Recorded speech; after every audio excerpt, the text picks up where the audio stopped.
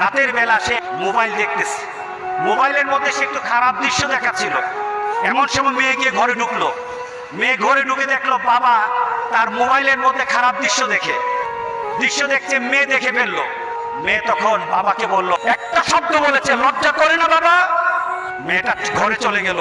সেই বাবা যন্ত্রণায় ভুগতে আরম্ভ করলো, আরে আমার মেয়ে দেখে ফেললো, আমার মেয়ে কি কথাটা বলেছে, লজ্জা করে না বাবা? সে লোকটা অফিসে চলে গেল, অফিস করতেছে, কিন্তু আর ভালো লাগে না। মেয়েটা কি বলেছে, লজ্জা লাগে না বাবা? কিন্তু মেয়েটার যন্ত্রণায় সে হার্ট ফিল করলো।